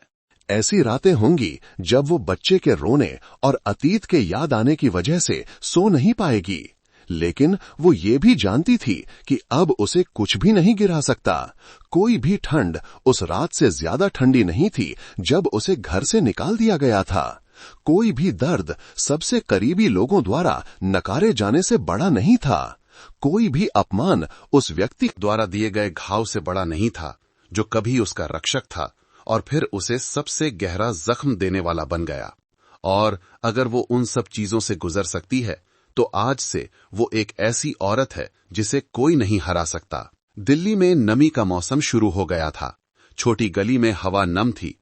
कमला के घर का फर्श हर दिन कई बार पोंछने के बावजूद हमेशा चिकना रहता था, लेकिन ये केवल शारीरिक नमी थी। असली मनोवैज्ञानिक नमी, जिसे कमला का पूरा परिवार झेल रहा था, वो थी जो हर कदम, हर बाल, हर शब्द, हर नजर और डर में समा गई थी। सब कुछ एक बड़े महिला मंच पर पोस्ट किए गए एक गुमनाम लेख से शुरू हुआ था। शीर्षक था, मैं अपने ससुर के बच्चे की मां बनने वाली हूं, एक आदर्श परिवार के मुखौटे के पीछे का सच। किसी को नहीं पता था कि लेखक कौन था, कोई नाम या पता नहीं था। लेकिन कहानी कहीं और की नहीं हो सकती थी। लेख के नीचे हजारों टिप्पणियां थीं। कुछ सहानुभूति जता रहे थे, कुछ ताने मार रहे थे, कुछ गालियां दे रहे थे, लेकिन सभी दिल्ली के एक तथाकथित आदर्श पारंपरिक घर में हुई घटना से स्तब्ध थे। पता नहीं किसने पोस्ट किया था। कमला ने जब अपने ऑफिस के प्रिंटर पर एक गुमनाम संदेश से भेजे गए लेख को पढ़ा, तो वो एक घायल जंगली जानवर की तरह भड़क उठी। उस बेशर्म की हिम्मत कैसे हुई इस घर को बदनाम करने की? उसे ये सब बकने का हक किसने दिया? विक्रम कुर्सी पर बैठा था। उसका चेहरा भावहीन था। जिस दिन प्रिया को निकाला गया था, उसने एक बार भी नहीं पूछा था, नहीं कोई संदेश भेजा था। लेकिन अब जब सब कुछ खुल गया था, तो उसे समझ आया कि उसकी चुप्पी ने उसकी पत्नी को एक दयनीय व्यक्ति बनाने में, या यूं कहें कि एक साहसी कहानीकार बनाने में योगदान दिया था। दोस्त लगातार फोन करके पूछ रहे थे। ऑफिस में कानाफूसी हो रही थी। मोहल्ले की पुरानी औरतें, जो कभी हरीश के परिवार को एक आदर्श परिवार मानती थीं, अब पीठ पीछे बातें करती थीं। वो हरीश देखने में कितना सीधा लगता है, पर कितना खतरनाक निकला। विक्रम भी कैसा बेटा है, अपनी पत्नी को अपने ही बाप से प्रेग्नेंट होने दिया। जरूर उसमें भी कोई कमी होगी, तभी तो। बहू इतनी सीधी साधी थी और अचानक गायब हो गई। कमला ने गुस्से में विक्रम को कमरे में बुलाया। प्रिया को ढूंढो और उससे ये पोस्ट हटाने को कहो। मां, आपको लगता है वो सुनेगी? तू उसका पति है, तेरा हक है। पति? मां, आपको लगता है कि मेरा अब उस पर पति होने का कोई हक है? ये पहली बार था जब विक्रम ने अपनी मां से ऊंची आवाज में बात की थी। इस सवाल ने कमला को स्तब्ध कर दिया। वो अकेली गई, प्रेग्नेंट, बिना पैसे, बिना किसी रिश्तेदार के, और मैं यहां बैठा रहा जैसे कुछ हुआ ही नहीं। अब मां, आप बताइए, किसकी इज्जत गई, मेरी या? कमला कांप रही थी। उसने कुर्सी को इतनी जोर से पकड़ा कि उसकी उंगलियां सफेद पड़ गईं। उसकी आंखें लाल थीं, लेकिन उसने उस अहंकार को दबाने की कोशिश की जिसने उसकी पूरी जिंदगी को खा लिया था। तो तू सोचता है कि तेरा बाप सच में? विक्रम ने जवाब नहीं दिया। वो बस उठा और कमरे से बाहर चला गया, कमला को कुर्सी पर गिरा हुआ छोड़कर। पहली बार उसके पास कहने के लिए कोई शब्द नहीं थे। अगले दिन हरीश को थाने से एक नोटिस मिला। कारण, बहू के साथ दुर्व्यवहार की शिकायत। वो थाने गए, चुपचाप बैठे रहे। ना कोई खंडन किया, ना कोई सफाई दी। बस एक वाक्य कहा, मैं इनकार नहीं करता। और फिर उन्हें एक गुमनाम शिकायत के आधार पर प्रिया और गर्भ में पल रहे भ्रूण के खून के नमूने से डीएनए जांच के लिए ले जाया गया। ये शिकायत एक जागरूक पाठक ने जिला पुलिस को भेजी थी। सब कुछ उस परिवार के नियंत्रण से बाहर हो रहा था। नोटिस मंगलवार की सुबह एक सील बंद लिफाफे में आया, जिस पर पुलिस थाने की लाल मुहर थी और सामग्री स्पष्ट थी। नागरिक हरीश को पारिवारिक दायरे में कानून के उल्लंघन के आरोप से संबंधित एक शिकायत के संबंध में पूछताछ के लिए बुलाया जाता है। हरीश ने कागज पकड़ा। एक एक शब्द पर उनकी नजर रुकी। फिर उन्होंने उसे मोड़ा, कुछ नहीं कहा।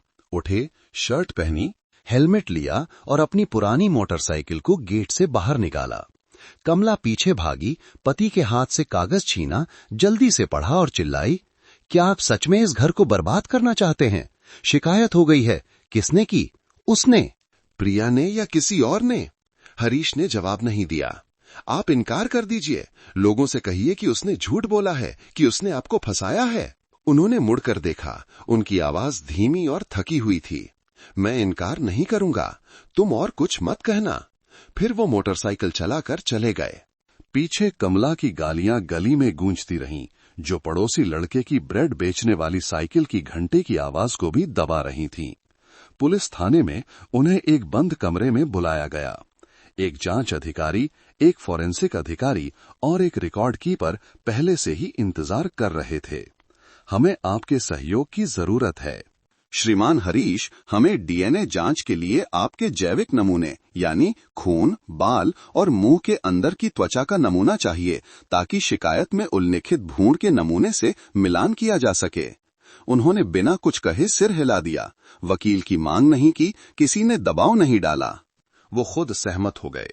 सारी प्रक्रिया जल्दी हो गई। जब नमूने ले लिए गए तो जांच अधिकारी ने पूछा कि क्या वो खुद कुछ कबूल करना चाहते हैं। वो सीधे बैठे, हाथ घुटनों पर रखे, आंखें खिड़की की ओर थीं। मैं गलत था और मेरे पास कोई बहाना नहीं है। क्या आप स्वीकार करते हैं कि बच्चा आपका है? कुछ सेकंड की खामोशी। मैं 100% निश्चित नहीं हूं, लेकिन संभावना बहुत ज्यादा है कि वही है। तो आप जानते हैं कि ये कृत्य विवाह और परिवार कानून का उल्लंघन है। जानता हूं, और फिर भी किया, जानबूझकर नहीं, लेकिन रोका भी नहीं। ये मेरी सबसे बड़ी गलती है। किसी ने कुछ नहीं कहा। बंद कमरे में कुछ पल खामोशी छाई रही। पूछताछ के बाद उन्हें विशेष निगरानी में घर जाने दिया गया। पुलिस अधिकारी ने सिर हिलाया। मैंने अपने पूरे करियर में ऐसा मामला नहीं देखा। मामला जटिल है, संवेदनशील है, और आदमी एक शब्द भी इनकार नहीं कर रहा है। वो घर पहुंचे, मोटरसाइकिल बरामदे में खड़ी की। गेट बंद करने से पहले ही कमला अंदर से भागकर आई और उनकी आस्तीन पकड़ ली। क्या हुआ? आपने क्या कहा? उन्होंने क्या पूछा? उन्होंने धीरे से उसका हाथ हटाया। तुम चिंता मत करो, मैंने सब स्वीकार कर लिया है। किसी और को नहीं घसीटा। आप पागल हो गए हैं? क्या आप सच में जेल जाना चाहते हैं? एक पुरानी बहू के लिए, एक नाजायज बच्चे के लिए? हरीश मुड़े और उसे देखा, कई सालों में पहली बार, बहुत देर तक। क्योंकि मेरे अंदर अभी भी ज़मीर है। कमला स्तब्ध रह गई। वो घर में गए, एक कप चाय डाली और उसी लकड़ी की कुर्सी पर बैठ गए जहां प्रिया कभी सामने बैठती थी। हर बार जब वो चाय डालती थी तो चाय का कप पकड़ते हुए उनके हाथ कांपते थे, लेकिन उनकी आंखें पहले से कहीं ज्यादा चमकती थीं। वो जानते थे कि इस पल से ये अब पारिवारिक मामला नहीं है, घर में सुलझाने वाली बात नहीं है। ये एक अपराध है और इसे एक अपराध की तरह ही निपटाया जाना चाहिए। पुलिस थाने में पूछताछ के 4 हफ्ते बाद एक सीलबंद लिफाफा थाने में भेजा गया, जिस पर गोपनीय लिखा था, जैविक जांच का परिणाम। अंदर हरीश और प्रिया द्वारा प्रदान किए गए भ्रूण के ऊतक के नमूने के बीच डीएनए जांच का परिणाम था। परिणाम लंबा नहीं था, बस एक A4 पृष्ठ का। बीच में मोटे अक्षरों में लिखी पंक्ति एक चाकू की तरह कागज पर गिरी थी। निष्कर्ष: श्री हरीश के भ्रूण के जैविक पिता होने की संभावना 99.9% है। फॉरेंसिक अधिकारी ने कागज मेज पर रखा। जांच अधिकारी ने एक लंबी सांस ली। तो ये साफ है, अब कोई शक नहीं है, किसी और ने कहा। उस दोपहर हरीश को फिर से थाने बुलाया गया। वो उसी जगह बैठे, चेहरे पर कोई भाव नहीं था। जांच अधिकारी ने परिणाम की कॉपी उनकी ओर खिसकाई। उन्होंने पुष्टि की कि उन्होंने पढ़ लिया है। उन्होंने सिर हिलाया। उनकी आंखें 99 पर, 99,999% के आंकड़े पर टिकी थीं। एक ऐसा आंकड़ा जो उन्होंने अपनी पूरी जिंदगी में कभी नहीं देखा था, लेकिन अब वो उनकी जिंदगी की आखिरी गलती का प्रतीक बन गया था। हम ये फाइल जिला पुलिस को भेजेंगे और अभियोजन पक्ष के साथ मिलकर कानूनी प्रक्रिया के अनुसार कार्यवाही करेंगे। आप समझ रहे हैं ना? मैं समझता हूँ। कुछ और कहना चाहते हैं? वो कुछ देर चुप रहे, फिर धीरे से कहा, मुझे वकील नहीं चाहिए, मैं सब कुछ स्वीकार करता हूँ। कोई दोषारोपण नहीं, शराब को बहाना नहीं बनाया, अकेलेपन, पत्नी की बेरुखी, पारिवारिक दबाव का जिक्र नहीं किया। बस एक दुबला पतला बूढ़ा आदमी तूफान में एक पत्थर की तरह चुपचाप बैठा था, जो जानता था कि वो कहाँ जा रहा है। एक और जगह शांति आंटी के छोटे से किराए के कमरे में प्रिया ने परिणाम की कॉपी हाथ में पकड़ी थी, आंखें बिना झपकाए। वो रोई नहीं। पेट में बच्चा अभी भी धीरे से हिल रहा था। शांति आंटी बगल में खड़ी एक लंबी सांस ले रही थी। अब ये शक नहीं है, ये सच है, और सच पूरी दुनिया को तुम्हारे खिलाफ कर सकता है, लेकिन कम से कम ये तुम्हें आजाद करता है। प्रिया ने सिर हिलाया। उसके अंदर का एक हिस्सा हल्का महसूस कर रहा था। इसलिए नहीं कि दर्द कम हो गया था, बल्कि इसलिए कि उस दर्द का अब एक नाम था, एक रूप था, और उसे अब खामोशी में छिपाने की जरूरत नहीं थी। कमला के घर खबर शाम को पहुंची। वो जड़वत खड़ी थी। उसका चेहरा विकृत हो गया था। उसने कुर्सी को इतनी जोर से पकड़ा कि उसकी उंगलियां सफेद पड़ गईं। उसका बेटा विक्रम बगल में चुपचाप बैठा था। कुछ देर बाद वो चिल्लाई, उसने उसे धोखा दिया है, उस लड़की ने उसे फंसाया है। डीएनए रिपोर्ट झूठ नहीं बोलती मां, विक्रम ने धीरे से कहा। कमला कुर्सी पर गिर पड़ी। सालों की इज्जत, एक आदर्श, अनुशासित परिवार की छवि के लिए जीना मरना अब एक सफेद रेशमी पोशाक की तरह था जिस पर खून के धब्बे लग गए हों। चाहे कितना भी धो लो, सबको याद रहेगा कि ये कभी लाल था। अगली सुबह ऑनलाइन समाचारों में खबरें आने लगीं। दिल्ली, बहू ससुर के बच्चे की मां बनी। डीएनए रिपोर्ट ने पुष्टि की। उस पुराने घर की तस्वीरें जहां से प्रिया को आधी रात को निकाल दिया गया था, हर प्लेटफॉर्म पर दिखाई देने लगीं। हरीश अपराध का प्रतीक बन गए, लेकिन प्रिया की नजरों में वो सिर्फ एक अपराधी नहीं थे। वो एक विकृत पारिवारिक व्यवस्था, दबी हुई जीवन शैली, खामोशी की संस्कृति और उस अकेलेपन का परिणाम थे जिसे कोई स्वीकार नहीं करता था। उस दोपहर दिल्ली में चिलचिलाती धूप थी। अप्रैल के मध्य की गर्मी सीधे त्वचा पर पड़ रही थी, जैसे याद दिला रही हो कि गर्मी आ गई है और अब हर सच उस डामर की सड़क की तरह उजागर होगा जो पैरों के नीचे पिघलने लगती है। प्रिया ने लंबी आस्तीन वाली शर्ट पहनी थी, चौड़ी टोपी लगाई थी। शांति आंटी उसे जेल ले गईं। कई दिनों की सोच विचार के बाद उसने हरीश से मिलने का फैसला किया। यादों की वजह से नहीं, माफ करने के लिए तो बिल्कुल नहीं, बल्कि अपने दिल में अटके उस अंधेरे हिस्से का सामना करने के लिए। मुलाकात का कमरा छोटा था। दोनों तरफ मोटी कांच की दीवार थी। बीच में एक पुरानी काले रंग की टेलीफोन वाली मेज थी। हर कोई एक तरफ बैठा था, कोई किसी को छू नहीं सकता था। हरीश को पहले लाया गया। उन्होंने जेल के कपड़े पहने थे, नीली शर्ट, कंधे झुके हुए, पहले से बहुत ज्यादा दुबले। आंखें धसी हुई थीं, बाल लगभग सफेद हो चुके थे, लेकिन अजीब बात थी, उनकी आंखों में न तो पछतावा था, न ही डर, बल्कि एक तरह का समर्पण था, जैसे किसी ने अपनी जिंदगी का फैसला पहले ही देख लिया हो। प्रिया सामने बैठ गई। दोनों कुछ देर चुप रहे। फिर उसने टेलीफोन का रिसीवर उठाया। उन्होंने भी वैसा ही किया। आपने भागने की कोशिश क्यों नहीं की? प्रिया ने सपाट आवाज में पूछा। कहां भागता बेटा? उन्होंने खान आवाज में जवाब दिया। मैं सुनना चाहती हूं, उस रात क्यों? हरीश ने सीधे उसकी आंखों में देखा, बिना नजरें चुराए। क्योंकि मैं अकेला था और मैं कमजोर था। लेकिन क्या तुम मानोगी, आज भी मैं खुद को माफ नहीं कर पाया हूं। प्रिया चुप रही। मैंने कभी सोचा था कि तुम इस घर में अकेली इंसान हो जो मुझे एक इंसान की तरह देखती है, एक बेकार बूढ़े आदमी की तरह नहीं, एक साये की तरह नहीं, एक ऐसे पति की तरह नहीं जिसे उसकी पत्नी नीचा देखती है। लेकिन मैं आपकी बहू थी, प्रिया ने कांपते होठों से कहा, एक ऐसी इंसान जिसकी रक्षा की जानी चाहिए थी। मैं जानता हूं, इसलिए मैं माफी नहीं मांग रहा। मैं बस ये बताना चाहता हूं, फैसले से पहले। माहौल भारी हो गया। दोनों ने टेलीफोन का रिसीवर ऐसे पकड़ा था जैसे वे उस चाकू को पकड़े हों जिसने उनकी जिंदगी को चीर दिया था। प्रिया ने धीरे से पूछा, जब आपने मुझे छुआ तो क्या आपने अंजाम के बारे में सोचा था? एक सेकंड की खामोशी। और इसीलिए मैं यहां बैठा हूं। उन्होंने सिर झुकाया, दोनों हाथ कसकर भींचे, उनकी आवाज भर्रा गई। मैं नहीं चाहता था कि तुम दुखी हो, लेकिन फिर मैंने ही तुम्हें सबसे भारी बोझ दे दिया। बच्चा नहीं, प्रिया ने तेजी से कहा, बल्कि मेरे दिल में लगा दाग। मैं आपसे नफरत नहीं करती, लेकिन मैं कभी भूलूंगी नहीं। एक आंसू चुपचाप हरीश की आंख के कोने से गिरा।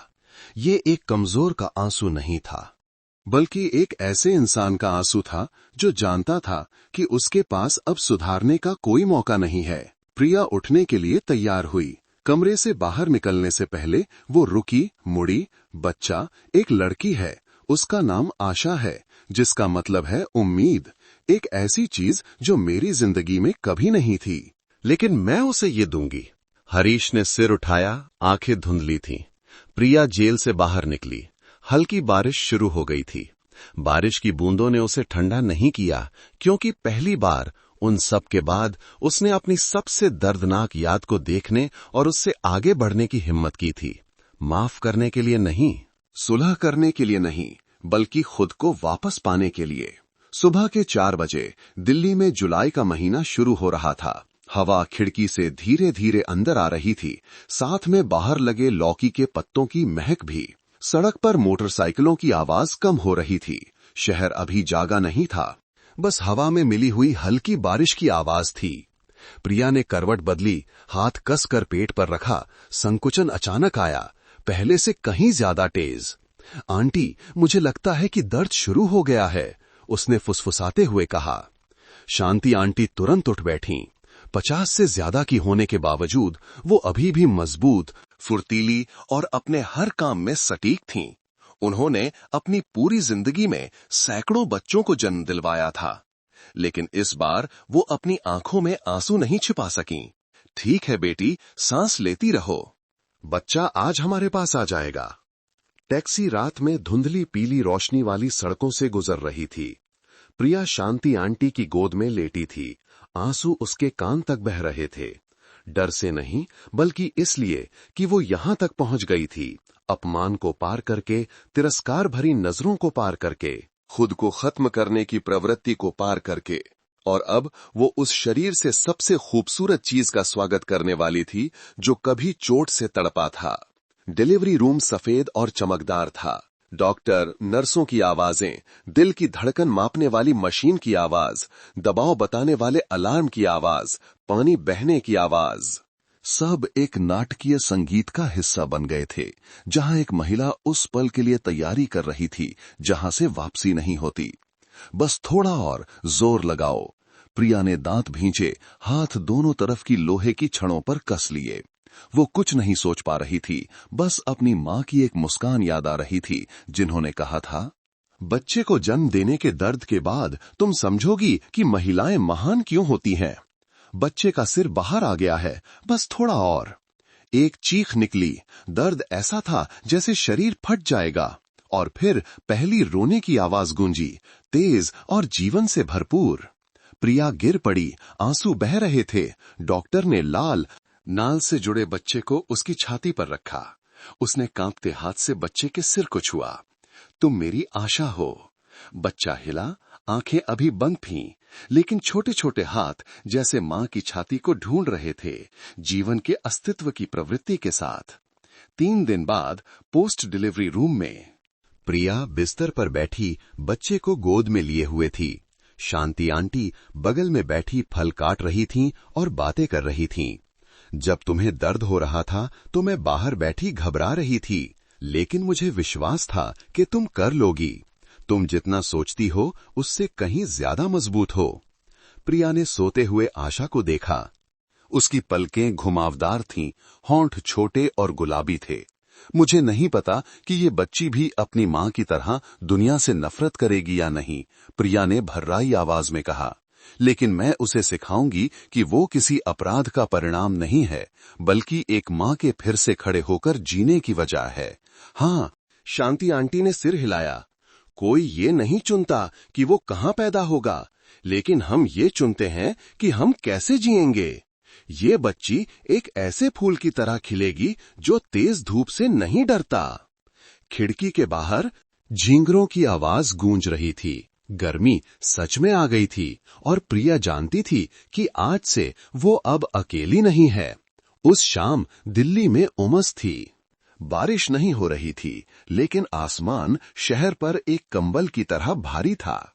शांति आंटी के किराए के घर वाली छोटी गली में झिंगुरों की आवाज पास के पार्क में खेलते बच्चों के शोर में मिल रही थी। प्रिया ने अभी अभी आशा को दूध पिलाया था। बच्चा मां की गोद में शांति से सो रहा था। उसके होंठ हल्के से मुड़े हुए थे, जैसे एक फरिश्ते की मुस्कान हो। उसने बच्चे को बिस्तर पर लिटाया, पेट पर एक पतला कपड़ा ढका और फिर दरवाजा खोलने के लिए बाहर गई। जब उसने एक समान खटखटाहट सुनी, वहां विक्रम और कमला खड़े थे, बिना बताए, बिना फोन किए, बिना संदेश के। बस दो पुराने भूतों की तरह जो एक ऐसे सपने में लौट आए थे जिसे प्रिया ने सोचा था कि वो पार कर चुकी है। कमला ने लंबी आस्तीन वाली पोशाक पहनी थी, टोपी लगाई थी, हाथ में फलों और मिठाइयों की एक टोकरी थी, चेहरा बिना मेकअप के पीला था, होंठ ऐसे भींचे हुए थे जैसे कोई ऐसी बात हो जिसे कहने की हिम्मत ना हो। विक्रम का कद काठी वही था, लेकिन उसकी आंखों में अब भावहीनता नहीं थी, बल्कि देर से हुए पछतावे की राख की एक परत थी। प्रिया ने उन्हें अंदर नहीं बुलाया, लेकिन शांति आंटी अंदर से बाहर आईं और धीरे से सिर हिलाकर इशारा किया। चारों छोटी सी रसोई में बैठे, जो पिछले 6 महीनों से प्रिया की नई जिंदगी की शुरुआत की जगह थी। कमला ने पहले बोलना शुरू किया। मुझे नहीं पता कि कहां से शुरू करूं, लेकिन मैं माफी मांगती हूं। प्रिया ने जवाब नहीं दिया। उसने पानी डालकर मेज पर रखा। हर हाव भाव इतना शांत था जैसे वो किसी दूसरी दुनिया से आए 2 मेहमानों का स्वागत कर रही हो। मैं बहुत तानाशाही थी। मैंने सोचा कि घर की इज्जत बचाना सबसे जरूरी है, और ये भूल गई कि कभी कभी इज्जत दूसरों के दर्द पर बनाई जाती है तो वो टूटने के लायक होती है। उसकी आवाज भर्रा गई। प्रिया ने उसे देखा। एक बहुत लंबा पल गुजर गया। मेरी बेटी का उपनाम अभी भी वही है, प्रिया ने कहा। इसलिए नहीं कि मैं कोई रिश्ता रखना चाहती हूं, बल्कि इसलिए कि जब वो बड़ी हो तो उसे ठीक ठीक पता हो कि वो कहां से आई है, लेकिन वो उस नफरत को साथ लेकर नहीं चलेगी। कमला ने सिर झुका लिया। अपनी जिंदगी में पहली बार वो औरत जो कभी प्रिया का सबसे बड़ा डर थी, सुनना सीख रही थी। विक्रम बगल में बैठा था। उसने आंखें उठाईं। मैं जानता हूं कि अब कुछ भी कहना बहुत देर हो चुकी है, लेकिन मैं गलत था, शुरू से ही गलत था। जब मैं तुमसे प्यार नहीं करता था तब भी शादी की, जब तुम्हें दुखी देखा तब भी चुप रहा, जब तुमने मदद मांगी तब भी मुंह फेर लिया। प्रिया हल्की सी मुस्कुराई। तुम सिर्फ उन चीजों में गलत नहीं थे, तुम गलत थे क्योंकि तुमने सोचा कि चुप्पी हानि रहित है, लेकिन यही चुप्पी इंसान को धीरे धीरे मारती है। कमरा शांत हो गया। अंदर के कमरे में बच्चा धीरे से रोया। शांति आंटी उसे बाहर ले आईं और आशा को प्रिया की गोद में रख दिया। विक्रम और कमला दोनों ने उस नाजुक बच्चे को देखा जिसकी आंखें खुली हुई थीं, इतनी साफ जैसे उन पर दुनिया की कोई धूल ना हो। कमला ने कहा, मैं ये उम्मीद नहीं करती कि तुम माफ कर दोगी, बस ये उम्मीद करती हूं कि अगर बाद में जरूरत पड़े तो तुम बच्ची को ये जानने दोगी कि उसकी एक दादी भी है। प्रिया ने उसे देखा। अगर आप सच में ऐसा चाहती हैं तो कभी भी दादी के नाम पर बच्ची को किसी अपराध बोध के साथ जीने के लिए मजबूर मत करना, उसे एक सामान्य बच्चे की तरह बड़ा होने देना। कमला ने सिर हिलाया।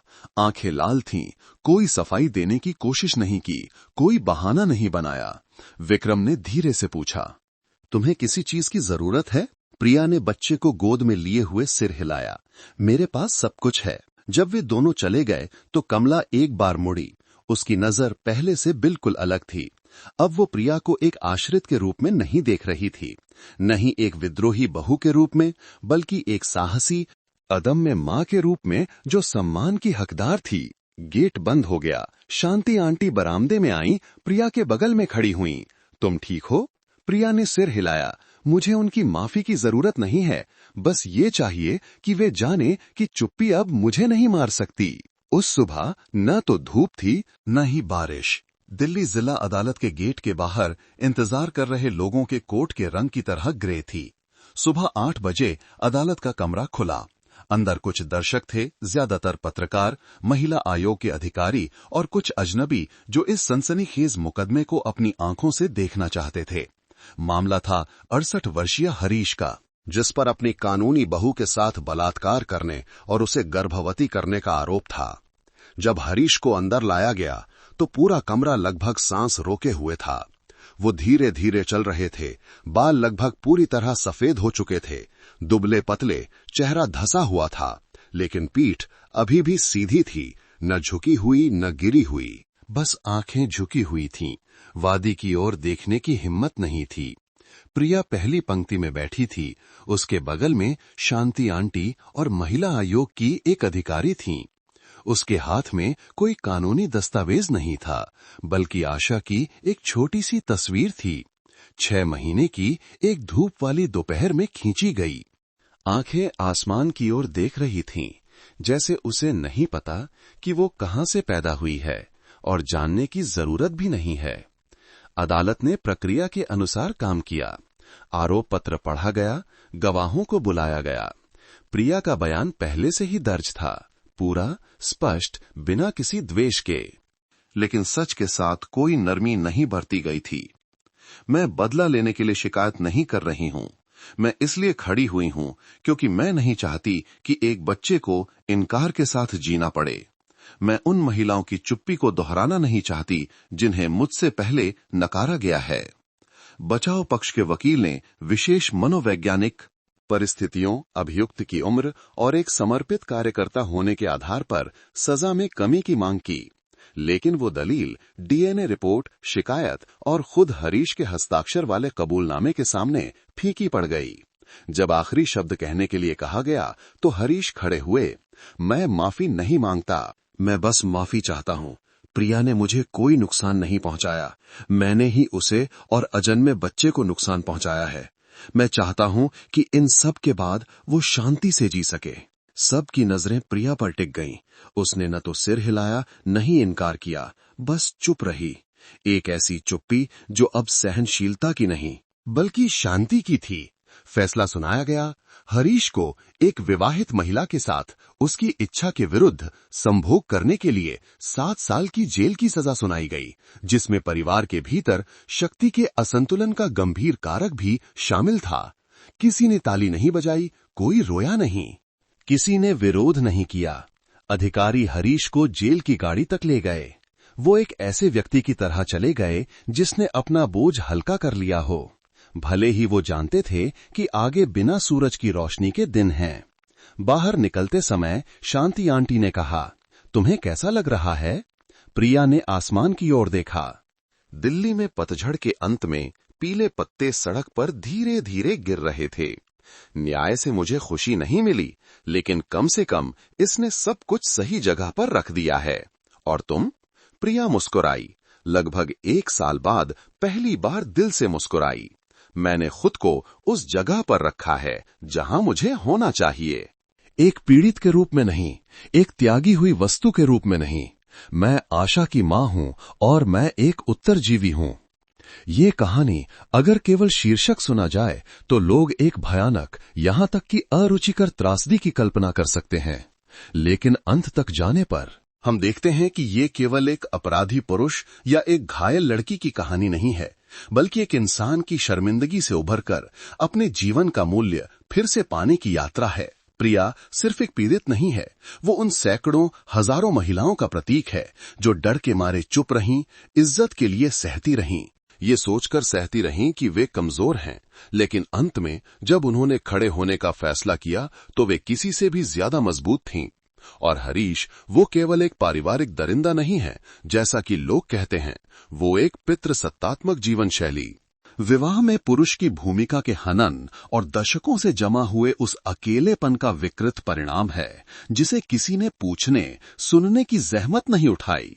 उनका अपराध वास्तविक है और उन्हें उसकी कीमत चुकानी पड़ी, लेकिन उस गलती के पीछे एक पूरा समाज है जो एक ही बीमारी से ग्रस्त है, चुप्पी को सुरक्षा मानना, इज्जत को एक ऐसी चीज मानना जिसे दूसरों के खून और आंसुओं से बनाया जा सकता है। ये कहानी उन घरों के बारे में भी एक चेतावनी है जो केवल एक मुखौटा हैं, जहां पति और पत्नी अब प्यार नहीं करते, जहां माता पिता बच्चों पर अपनी इच्छाएं थोपते हैं, जहां एक बच्चा केवल खानदान का बोझ उठाने के लिए पैदा होता है, प्यार पाने के लिए नहीं। प्रिया उस जगह से बाहर निकल चुकी है। उसने बदला नहीं चुना, उसने किसी से प्रायश्चित नहीं मांगा। उसने अपनी बेटी को रोशनी, साहस, करुणा और उस ज्ञान से पालने का फैसला किया जो घाव से ही मिला था। और बच्ची आशा अपराध के परिणाम के रूप में नहीं बड़ी होगी, वो इस बात का जीता जागता सबूत है कि गहरे दुख में भी इंसान सबसे खूबसूरत चीज को जन्म दे सकता है। कहानी से जो सबक मिलता है, इज्जत दूसरों के दर्द को रौंद कर नहीं रखी जा सकती। चुप्पी हमेशा किसी की रक्षा नहीं करती, कभी कभी ये अपराध में भागीदार बन जाती है। एक महिला जब अंधेरे से बाहर निकलने का फैसला करती है बिना किसी के सहारे के, तो वो दुनिया की सबसे मजबूत इंसान होती है। और अंत में कोई भी काली रात हमेशा के लिए नहीं होती। जब तक आप अपने अंदर विश्वास की एक छोटी सी चिंगारी भी जलाए रखते हैं, आप देखेंगे कि सुबह हमेशा होती है। दोस्तों, आप सब कहां से हैं और आपका नाम क्या है? आपको ये कहानी कैसी लगी, हमें कमेंट करके जरूर बताइएगा। मेरी ईश्वर से यही प्रार्थना है कि आप सभी हमेशा स्वस्थ, खुश और सलामत रहें। और हाँ, अगर आपके पास भी कोई दिलचस्प कहानी है तो उसे हमारे साथ जरूर साझा करें, ताकि हम सब उसे सुन और पढ़ सकें।